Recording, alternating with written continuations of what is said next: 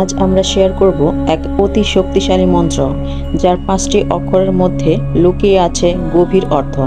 এই মন্ত্রটি শিবকে নিবেদিত, যা পঞ্চাক্ষরী মন্ত্র নামে পরিচিত। আজ আমরা জানব পঞ্চাক্ষরী মন্ত্রের অর্থ ও শক্তি।